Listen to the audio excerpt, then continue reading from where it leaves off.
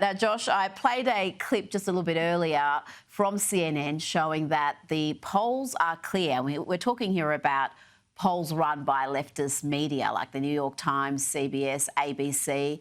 And these polls show that the deportation program is popular with voters and that a clear majority of Americans want to see every single illegal immigrant deported, not just those who have been convicted of additional crimes. It seems the media and activist classes campaign is not working, Josh, referring to their detention centres as concentration camps and calling ICE agents Nazis.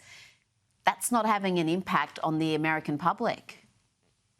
So this is a crucial point at this particular juncture, Rita, because there's been somewhat of a whisper campaign, a trial balloon happening in some American conservative circles over the past week or so, trying to float this trial balloon of an amnesty program. So Brooke Rollins, who's President Trump's agriculture secretary, has been front and center of this, talking about, maybe we want to help the farmers out, have a greater supply of certain H-2A visas for farm labor there, trying to give more people who are here illegally permits there.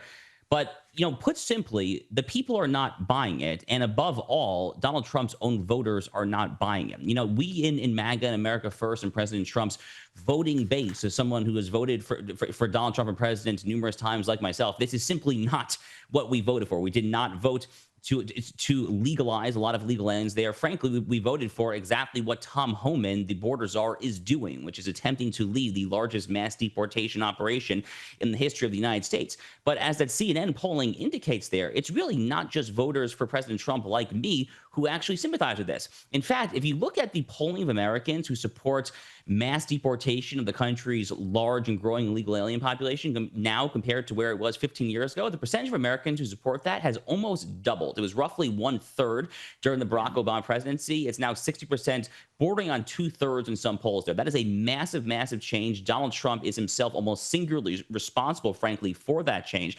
And it would be a total disaster if the pro-amnesty forces somehow win out in this internal struggle. The good news, Rita, is that I'm pretty sure that they're going to fail and fail epically at that. Now to news broken exclusively earlier today by Fox News, and they reported that former CIA Director John Brennan and former FBI Director James Comey are under criminal investigation for the potential wrongdoing related to the Russian collusion hoax, including allegedly making false statements to Congress. Josh, this is potentially explosive stuff. I would argue this is well overdue. What's your take on this?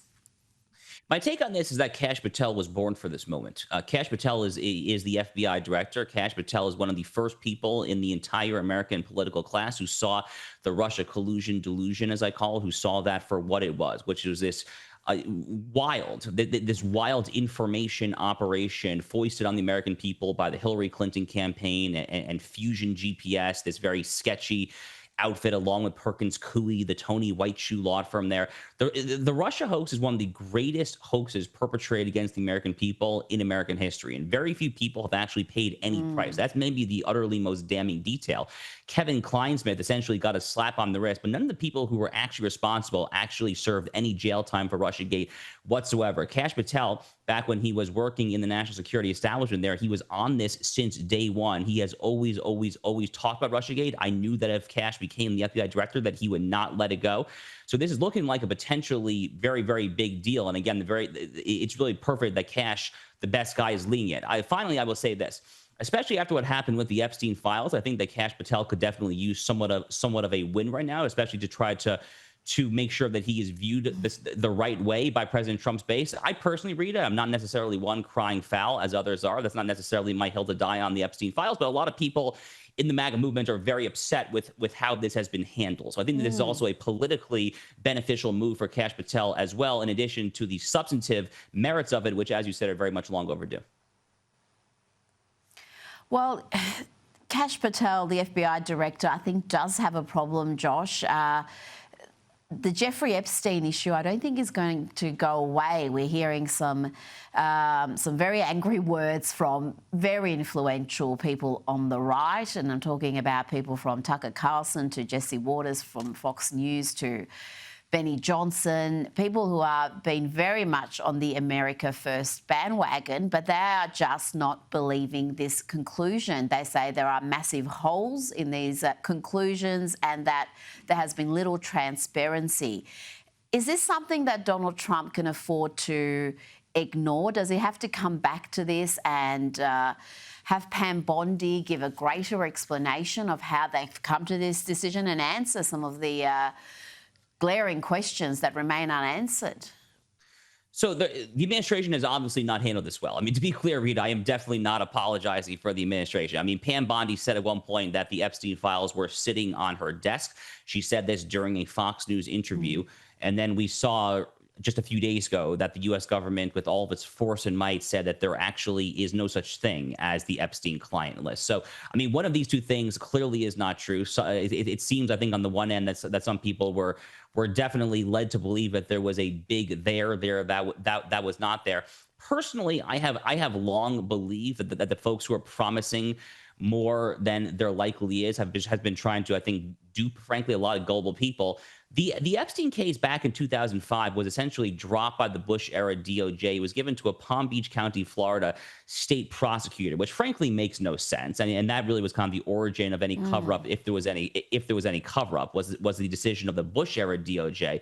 That was when I think investigative journalists really should have been sniffing around there. But the fact that 20 years later, then we haven't been able to kind of piece together a lot of the details after a lot of these victims of these horrific crimes have signed non-disclosure agreements, oftentimes have taken large sums of money to not talk there. So I'm not shocked that there's no there. And I think a lot of people do have an explanation to do.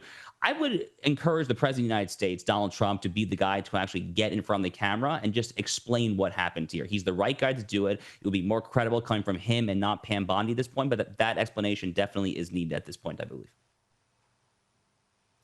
Yeah, I've got to say, I've got some major doubts about this one. Josh Hammer, thank you so much for your time tonight. Thank you, Rita.